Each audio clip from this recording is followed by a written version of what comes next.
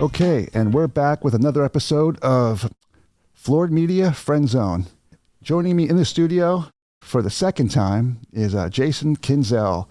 You might have seen him last time when he came in with his buddies, P-Rod and Spanish Mike. Welcome back, Jay. Or wait, having me. Or should I say Roy? I go by many names. I did want to say that we started off when you were here last time. I just remembered this with us calling you Roy, but your name is Jason. Mm-hmm. But then at the end, we said that you were going to tell us why. And you never got to tell us why. Oh, yeah. I wish it was a more intricate, interesting story, but it boils down to I was skateboarding when I was much younger, an older guy who was not teasing me, but he was just kidding around with me. He wanted to know how to skateboard. And I know a few things, and he wanted to know a few things. And randomly, within the conversation, all he said was, "Can I call you Roy?" And my best friend at the time overheard this. He was sitting on the curb, and he said, "What do you want to call you, Roy? What's that about?" And it was towards the end of the day, he started to tell the rest of the crew about it, and then I swear it just caught on. That was it, and it's been Roy ever since. To some people, a lot of people know me as Jason. Okay, so how should I refer to you today? You can call either one that you're comfortable with. Yeah, you could do Jason. Yeah, we'll keep it formal. I could do Royson. Royson, I'll take that too. All right, sounds good. So I guess let's start off. I mean, I guess the question, why skateboarding? How'd that happen? What was the first time? Like, who started it? Well, it was a combination of things. I definitely had an interest in it. I didn't know if I wanted to do it, full time per se, if I really wanted to get into it and be serious about it. But I remember the first memory I would have about it was my neighbors across the street. In one of the houses they had just built a quarter pipe, this big blue massive quarter pipe, and they had PVC coping on it, and it wasn't the best looking thing in the world, but to me it was the first thing I've ever seen, like as far as ramps go. And how old were you again? I'm going to say about 10 or 11. And that'll do it. I could be way off. But that'll do it. A big quarter pipe at 10 years old? Oh, yeah. So, and I didn't know them too well. Like, they would invite me over sometimes, and every time I would be over there, I would just soak it all in. They had the boombox going with, I remember the Offspring Americana songs were playing, that CD. That's what really got me into it, was like the things that they do in that world. That's like normal now, but, seeing a guy go down a handrail, it was like, wow, that's like magic to me. From when I was younger. That's interesting because, we live in an area surrounded by oceans, mm-hmm. and there's so many other sports that, a young 10-year-old can get involved in, especially where we are. There's surfing, there's BMX, but it's kind of interesting what draws somebody to something like that. I dabbled in the BMX briefly. I was jumping over garbage cans and stuff, but that didn't really stick with me. It was the skateboarding that really stuck with me. And I tried other stuff too. I did the team sports, and it just didn't fit. I didn't like the idea of, relying on a team. I was never a team player. So the skateboarding, it's something you can do off on your own, take as much time as you need to. You don't have to really wait for anybody and just go do it. What type of bike did you have? It was a Mongoose Motivator Mini. See, everyone remembers their bike. Like, I was living in Queens at the time, but I had a Redline RL22. Okay. And that was like, when I still think of that bike, I start to smile because it was red. I had white tires. I had white Skyway mags on it. Like, it was like right now, if I had that bike, that was the bike. That was the bike, huh? That was the bike. And I had it 2 weeks, and then these kids actually robbed it from my hands. Sons of bitches. Yeah, that was it. And my dad was like, one shot, that was it. Sorry. So then I started skateboarding. Yep. Good choice. Yeah, exactly. But let's see. Who was part of your early skate crew? That would go back to Joe Face, Joe Monteleone, Spanish Mike Cusinelli, Jason Brink, Mike Fuchs. It was a good crew of guys that I would stick with. And even before that, I should say, there was Sean Roser, Ricky Reed. I would bounce into different groups because it was all about who stayed at the skate spot the longest. I would be at that spot from 12 to 12 p.m. to like 12 a.m. all day long. On a typical summer night or a typical summer day, it would be all day long. And it would be filtering out crews. Like, they would come to the spot and then leave, and then I'd still be there. You would just stay? Yeah, it was mostly at the Babylon High School. I'd stay there the most, yeah. So early on, what were like your favorite spots? Would it be that at school? Early on, yeah, that was the Babylon High School. We used to skateboard all the way there, which I wouldn't want to do that anymore. But yeah, that was a typical day, and there would be spots on the way there, like that we'd stop to. One of which was my first handrail. It was a wooden handrail. There were staircases on the way, and we just utilized every little nook and cranny that we can get our hands on. Like anything that showed value to us that we can do stuff on, we would stop and skate there for half hour, hour. That's super funny. You say like you wouldn't want to skate there anymore. No. Because I think about, well, I mean, I'm a lot older now, but I think about like just the amount of ground we would cover during the course of a day. It's like, I lived in Queens, and like I remember we would go to the TWA banks. We would go to the Brooklyn banks. And like, we're not driving. So we're skateboarding, we're hopping turnstiles, we're on the subway, but like just the amount of ground we would cover on our skateboards, I get exhausted just thinking about it. Oh, for sure. And we didn't do that because we wanted to. I mean, we didn't have access to cars very easily. There's only so many times you can ask your parents for a ride. So it was like, whatever it took to get there, we would do it. I feel like, remember Gleaming the Cube? They had a good setup in that movie. Have you ever saw Gleaming the Cube? I haven't seen They had one friend that worked for Pizza Hut. I think he had a pickup truck. Oh, wow. And then all the guys would like hop in the back of this guy's pickup truck, and that's how they would get from place to place. Hey, if somebody would offer us a ride, unfortunately, we'd probably take it. Put that on your movies to watch this weekend. Okay. Gleaming the Cube. Gleaming the Cube. Okay. Make a note of that. Like my hardest trick that I still could never land one, but like was an impossible. What trick for you, I guess, was like something that took you forever? Like, is there like one that that got away, or most of them really took forever? Yeah. As far as like combinations nowadays that I do, a lot of those tricks take forever. I do a lot of tricks at the Mastic C bench, and each one of those it really does take forever. What's your weak link? Like some guys can't flip, some guys don't have a lot of pop, some guys don't like, I would say, as far as like kryptonite, for me, it would be mini ramps. I would love to be able to take the time and learn the things that I see on mini ramps. That's the smaller version of a vert ramp. But yeah, to me, that's what I would want to put my time into. It's just I never had access to it as much as I would want to. Every time I go to a mini ramp, it's always got a good crew of people there. They're all cheering you on, and it's exciting. But for me to take the time to learn something that it could take a while for me. So I like to take the privacy and like learn it on my own. I get that. Yeah.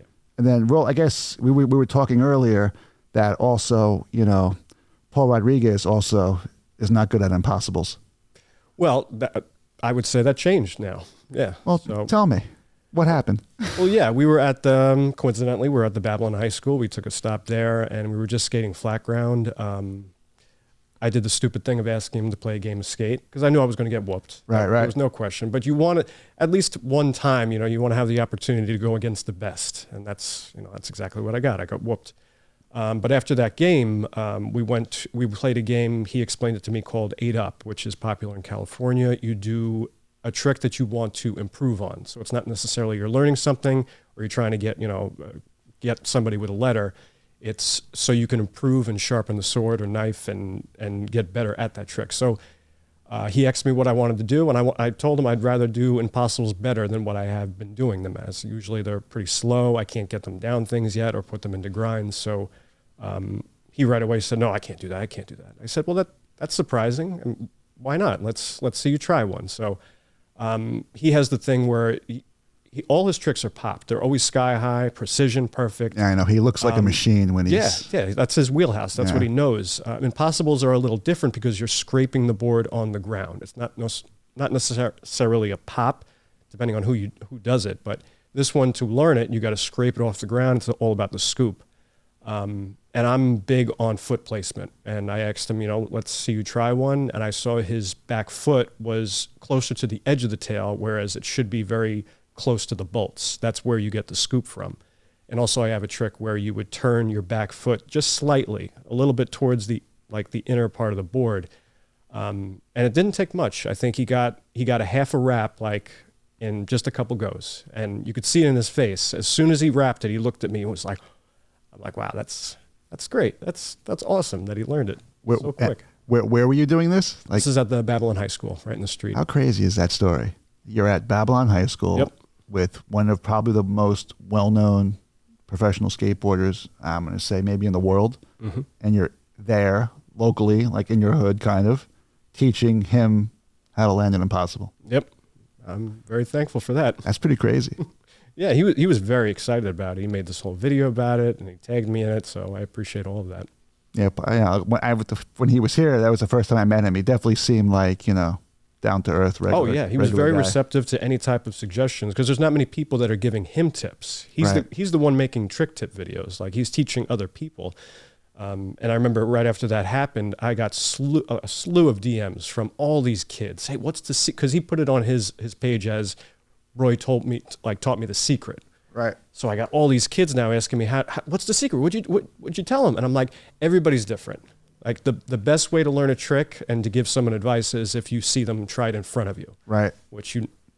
It's very rare you'll be able to see that from people, that don't live close. Right. That's awesome. Because I feel like again, with the surfing, there were a lot of parallels, like with surf lessons, like when you're getting a one-on-one, someone could look and see foot placement, stance, pop up, and they can tell you exactly what you're doing right and wrong. Right. And like all these little adjustments, usually make big improvements. My surfing friend Will always says that, but I feel like with a lot of sports where you're using your feet and your placement an inch off can, make or break a trick. Oh yeah. And it's a lot of times it's about trying some things that don't feel right. Right. Because after you tried it so many times and you're not getting anywhere near close, you're like, what the hell am I doing? And it's because you're not trying something that may feel a little uncomfortable, but sometimes that's what takes it. Well, I skate Mongo, so everything I do look and feels uncomfortable. Hey, no judgment. Well, let's see. Anyone in the skate community that like you haven't met, like anyone like, from legacy people, like, the old timers, anyone new coming up, or anyone you'd like to meet? Well, now the more I think about it, Jamie Thomas would be one. I would like to sit down and talk to him. He's got a lot of knowledge, and I really enjoy the work that he's made, or the videos that he's made, the way he thinks, the way he, the things that he puts out. Tony Hawk is another one I would love to sit down and talk to him. But, there's not really much I would say to them. I would just, pick their brains with nerdy stuff, asking them, some backstories of what had happened in their lives and see where they go with it. But it would mostly, I would say thank you for all the work that they've done. Well, how about would you want to skate with Tony Hawk? Like if someone said, oh, you can skate with Tony Hawk here. So give me your optimal situation. Where are you two? And like, what are you doing? Oh, that's a good question. I would say at his vert ramp, at his place, that'd be pretty cool just to see him ride a vert ramp, because, it's not so much to skate with him. I would sit down and watch, because that's entertainment. He's really good at what he does. That's awesome. Where is he anyway? Where does he live? It's California, I'm pretty sure. Yeah. I don't know if it's LA or whatever part that is, but he's got his own facility, this massive warehouse where he sticks his vert ramp in there. Really well made. All right. I feel like maybe we can make that happen. Oh, well, that'd be cool. We should go and visit Paul and Mike. Okay. And then somehow turn that into maybe we all go. That'd be cool. That would be pretty cool. I guess, how about most memorable slam or wipe? I always say wipeout now because I feel like I'm doing a lot of surfing, so I want to say wipeout, but there's not wipeout in skating. It's you could call it a wipeout, yeah, for sure. Does it?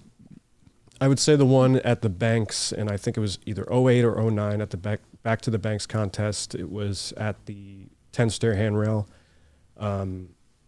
I had front boarded it a couple times, and I was getting really comfortable with it at the time, and I want to do a front board shove. It's when you switch the board out at the last minute after you come down the rail. Right.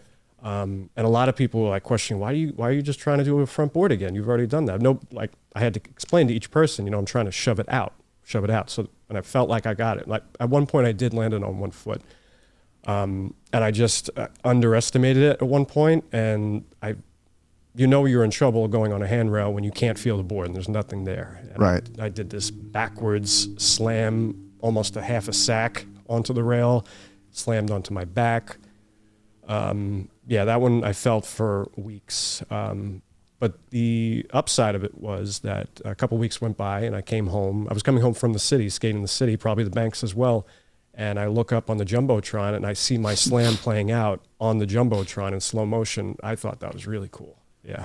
I know you were telling me that earlier, and like, do we even know how that happened? Like, I would suspect it was somebody, you know, promoting whatever company that was. It could have been a Red Bull commercial for all I know. I'd have to check the footage because I recorded it on my camcorder. but how'd they get the footage?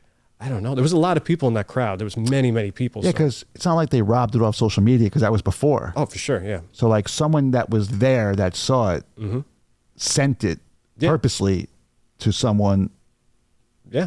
at Red Bull, maybe. Yeah. And even if I would have got the trick that I was making, I don't think it would have made that real. It might not have made that real, but the slam itself. Was your name on it, or no? It was just No, they were just cycling through guys that were doing things at that contest. So I was picked as one of the lucky ones. And I was in there with Chad Fernandez, which was awesome. That's so crazy. Huh. Imagine that. 2008. It was probably, what type of camera was it? Was it a camera? Like The one that was filming me? yeah, like it probably wasn't a phone, because it probably looked No. horrible. No, yeah. Like someone was there with an actual camera. So Yeah. Some guys do, yeah. Like, I couldn't say who filmed it or what they were filming it with because I didn't see him. The crowd was like just a sea of people. Right. Huh. Interesting. Because that always gets me, because I feel like back then, like cameras, no one's walking around with a camera unless you're there. Oh, yeah, you for know, sure. Being a cameraman. Let's see. Skate contest wise, I mean, what's your history with skate contests? Have you been in a bunch, few, couple? I entered a good fair share. The ones that I made out pretty well in, you know, I didn't intend to do so. I really didn't go to a contest to win them. I went there to do my very best, and it just so happened to be at a contest. That's how I used them. But yeah, the one that I did, the one I'm most proud of would be the LES one. It was called Big Double in Little China. It was hosted by Chopper Dave. Element was sponsoring it at the time. But yeah, that was like a memorable one to me because I didn't win a contest that big up until that point. And, this was before social media. So I got a lot of notoriety and a lot of like just great compliments from people, and people were really, really excited about it. It was the gap out to 50 on the Hubba, which Dustin Dolan did, I think, a year or two before, but he did it backside. And I was questioning it, like, why wouldn't you do something like that front side? You don't, for the first time at least, it was like, wow, nobody has done this yet. And Right. I guess nobody did up until that point. There was another contest, Tampa Am. Tampa Am, that one I didn't do well in, but it was more of a learning situation for me. Chapman flew me out, and I've always wanted to enter that contest. When I saw people, Really? Yeah, I always wanted to. Tampa Am, I feel like those guys there, they give it their all, and it's just chaos. Those contests at Tampa, it's exciting to be there, to even watch it, to be a part of it. It was something that I really wanted to do. At least try it, just to give it a shot, see what happens. I didn't do good. I didn't place well at all. Qualifiers I did terrible in, but it was more of a learning situation because I went back with much more knowledge. I knew a lot of do's and don'ts. It was important to realize. It really humbled me. Like, okay, I know I'm not that great. After being at that contest, I'm like, okay, I got a lot to work on. Let's see what we can do after this. But I took the opportunity, though. I really did give it my best shot. I'm not disappointed on my run either. When I watch the footage back, I'm like, it's not the best compared to everybody else, but it was my best at the time. Right. I'm not frowning upon it. I'm like, you know what? I gave it my best shot. The run that I put together, it was what I had planned, and it came together as best as it possibly could. Of course, the judges didn't think so. Right. But that's okay. That is okay, because I feel like that's the right way to look at it. Like, I feel like the barometer of how good you do is not based on other people; it's based on your previous runs. Yeah, and it's happened a few times where I would go to a contest just to do my very best, and just so happens somebody else's best is much better than mine. Right, but that happens. Of course, yeah, and that's why they everything. have the contests. That's exactly why they're there, and I get that. But yeah, I usually use the contest as like a way just to do as best as I possibly can, and if it just so happened where people like it, so be it. There you go. And you said Chapman flew you out there. Yep. Yeah. And I guess if everyone doesn't know, Chapman's a Long Island-based exactly. skateboard company. Exactly. You want to talk about maybe like how long you've been with them and your relationship? Oh, yeah. So I always envied that company. From the very beginning, I always thought to me that they were this major corporate brand, guys walking around in suits, long tables, meetings, stuff like that. That's the way I pictured it in my head, because their logos and their marketing was all over the place with all those other big brands. So to me, Chapman was like a big brand, like Flip or Zero. Like I always thought that like they were the big guys, and they really are. You know, when you're really technically speaking, they are one of the big guys. But I didn't know up until I met the family that it's much more grounded and it's family based. And, you know, they put their heart and soul into it. It started out like probably with a lot of companies. It was Greg selling boards out of his van. But yeah, when I was in my younger years and I'd see the boards in CCS, I would always circle them.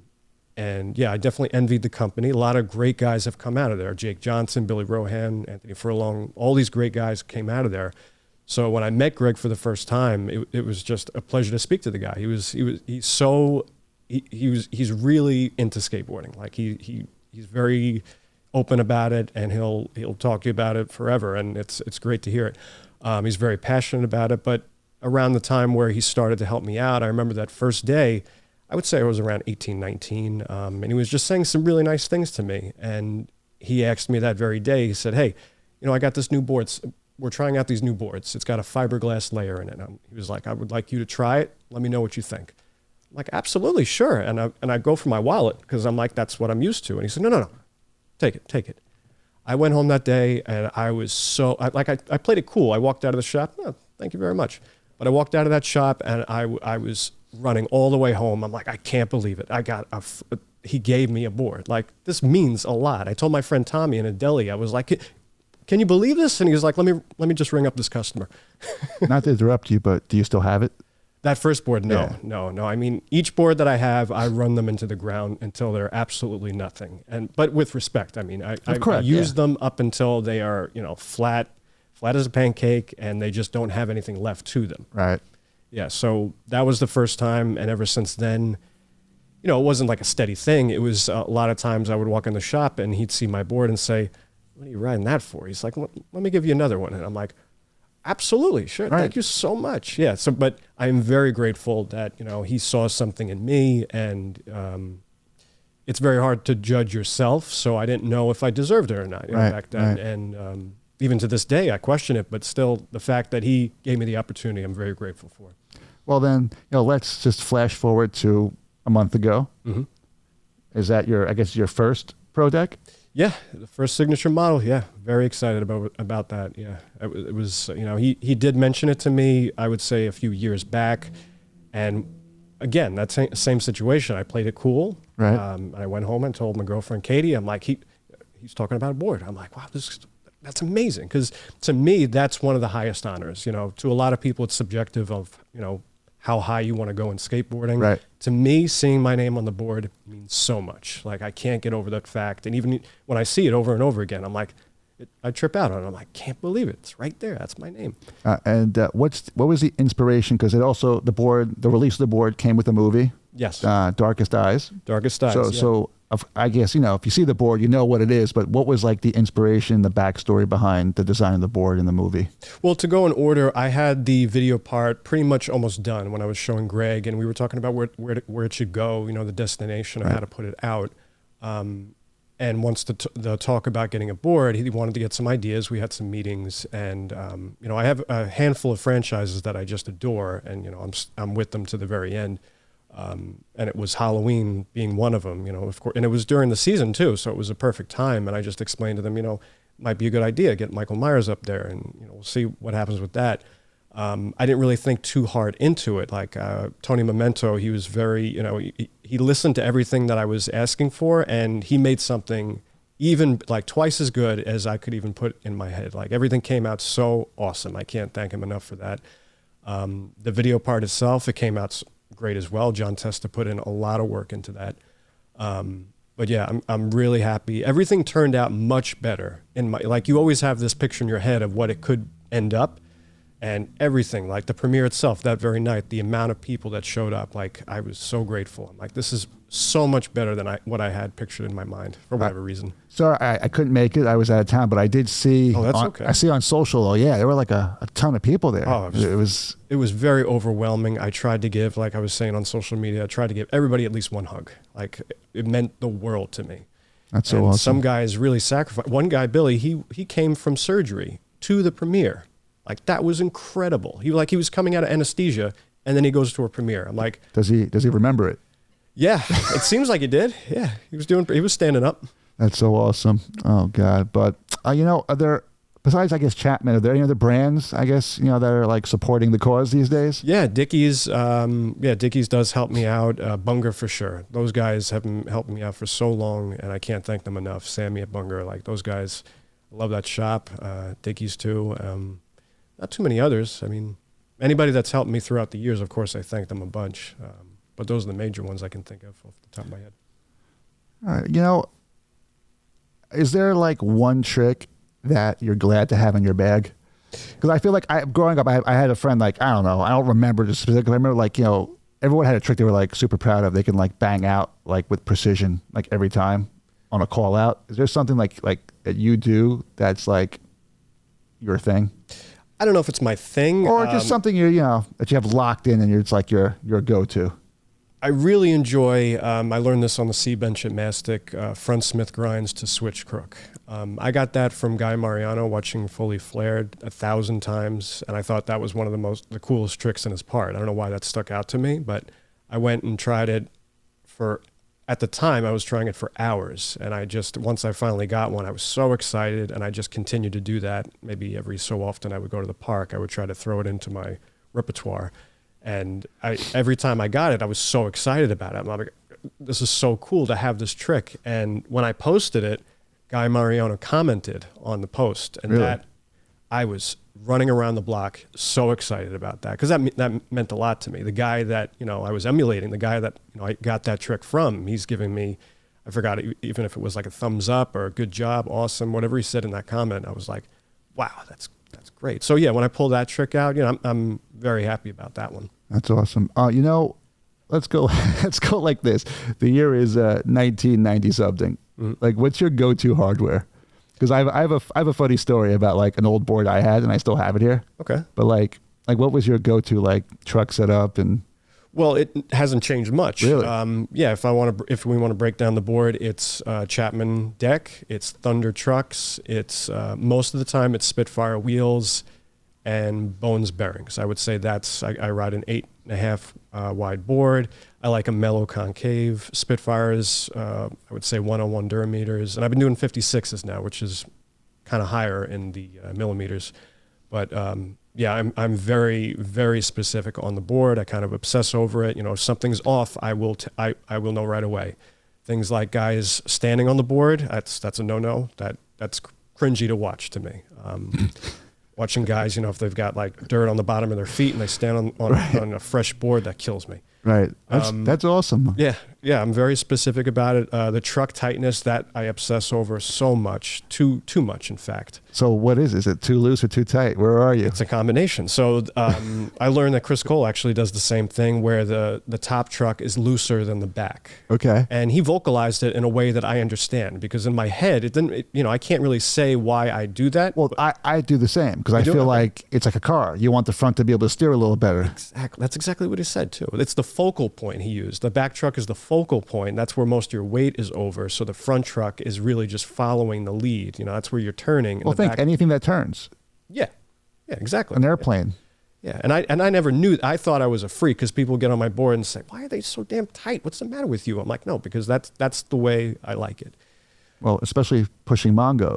Oh yeah, Mongo. Because all my weight's on my back. So if I have my back's loosey, then I'm whoa.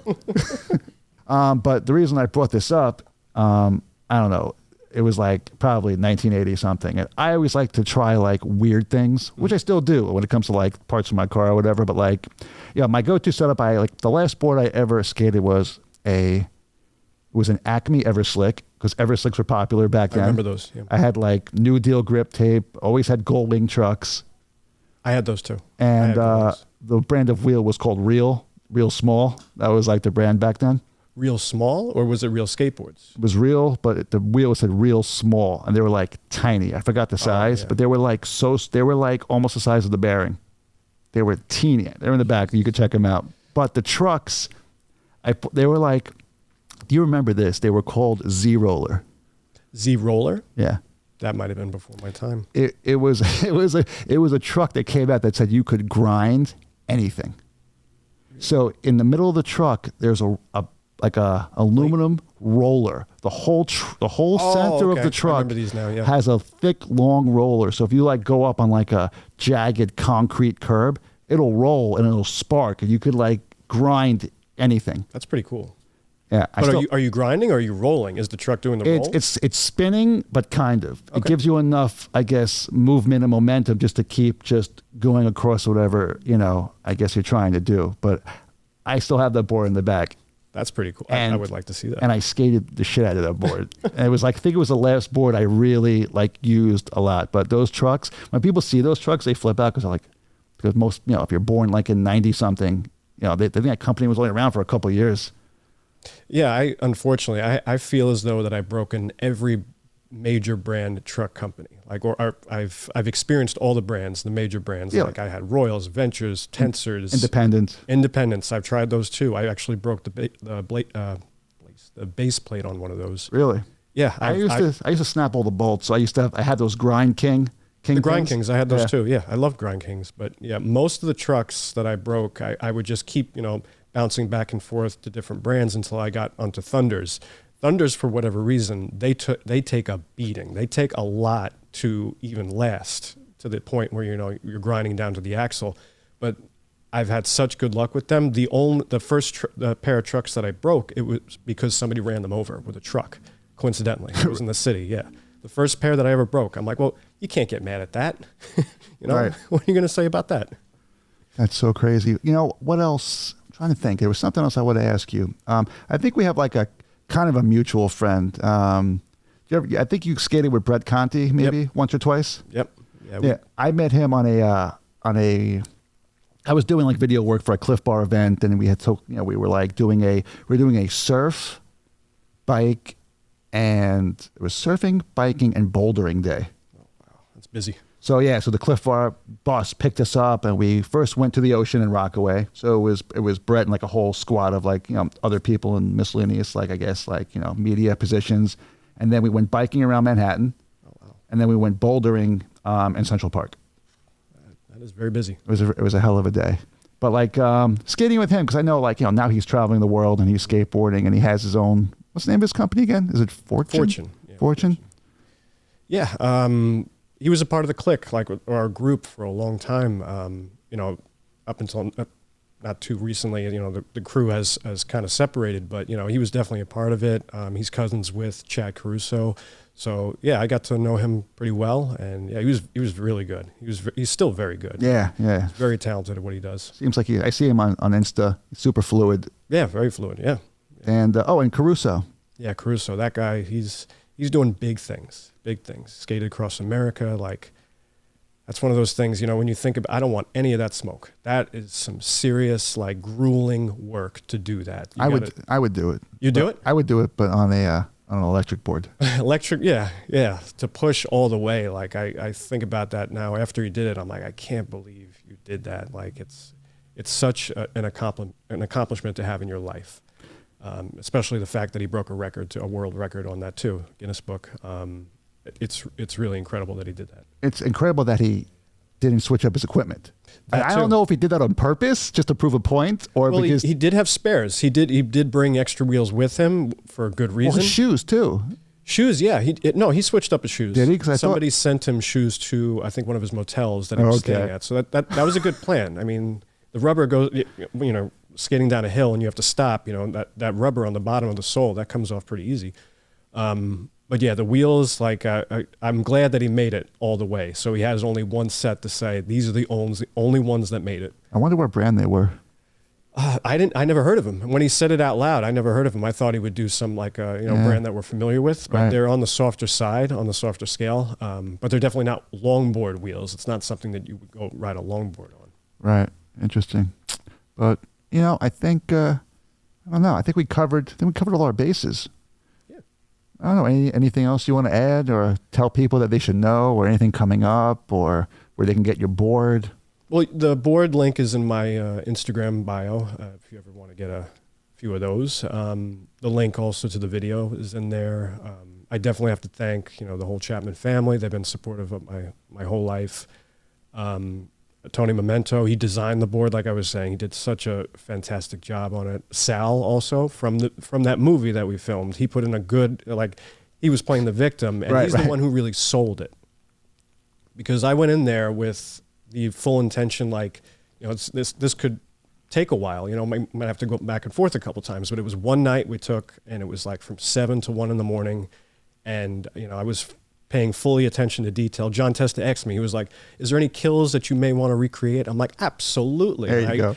And I'm a nerd on that Halloween franchise, so I knew how they filmed that original scene when he was, holding him up like that. Right. So I paid full attention to detail. This was also in September, so I collected leaves from my job and I spread them out at the skate park.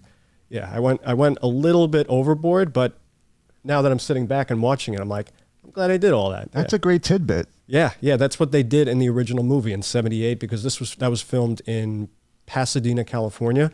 So there's no leaves, there's no orange leaves or any type of fall scenery. So they ordered real leaves and fake leaves, and they spread it out in the streets. So none of those leaves in the movie, which is crazy to me, are even supposed to be there.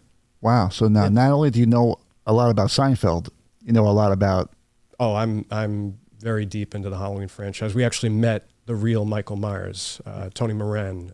He's the guy in the original movie who took the mask off. You see him briefly. Right. So the way we look at it is that he is the face of Michael Myers. He's the real face. The very first one that's shown is him. Nick Castle did most of the walking that you see, but Tony Moran, we met him at a HorrorCon in New Jersey, me and my friends, and it was the best. It was so cool to just hang out with him one night. We went all the way there to meet a whole slew of people. We get off the elevator to go to our rooms to put our bags in. The elevator door opens, and he's standing right there. And I must have made a face. I must have been like, whoa. And his reaction was, I know, right? That's so awesome. So he's used to it. But to us, of course, it was crazy. That very night, we went downstairs. We found him again, and we just hung out with him the whole night, hanging out with Michael Myers. To me, that was for me anyway. But he took us to a private event. We were walking down the Atlantic City boardwalk with him, and he was like, come with me. I'll show you guys a good time. And we get to a private event. So it's all the actors that are there for the HorrorCon. They're all mixed into this one party. And we got there, and you see these two security guards, standing, and we're like, all right, this is as far as we go. We're not going to be able to get in. But he told us, you with me, come on in. Whole night was unbelievable. We couldn't ask for anything more. That was a better experience than we would have if we didn't. Right. Yeah, we'd have to go to the table like a normal guy, Joe Schmo, and be like, hey, let me get an autograph. But no, we got the story to back it up that we spent the whole night with that guy. That's so crazy. Not that we could talk for hours, but I also have an elevator situation. Oh yeah. Again, I'm a teenager living in Forest Hills. Was going to my friend's apartment building, going up to his apartment. So I hit the thing, elevator door opens, and my mom was a big Mets fan, still is. So the elevator door opens, and in the elevator I'm about to get into is Darryl Strawberry, Keith Hernandez, and Gary Carter. And the year was 85. So it was the year they were going to win the series, I guess, 84, 85. So now I get in, and I'm in the elevator with these three dudes. And it was just I don't know. I didn't get an autograph, but it was just I was just talking to them for a minute. It was just crazy to be in this elevator as a kid with these three guys for I don't know, 20 seconds. That is cool. Crazy things happen in elevators. Oh, for sure. You never know when that door opens who you're going to meet. For sure. All right. Well, I guess, listen, it was good having you again. Thank you. And Thank you for having me. Congratulations on the board, the movie. And yeah, man. Thank you so much. You got it. I guess, let's do this again. Absolutely. Sure. I'm around. All Only right. a few towns away. Exactly. I got to come out there anyway. I got to see Sammy and come and hang out for a little bit. Oh, for sure. Yeah. I love going to that shop. I love talking shop with those guys, talking about wheels and boards and stuff. Right. Well, all right, guys. Well, thanks for joining us. We'll see you next time.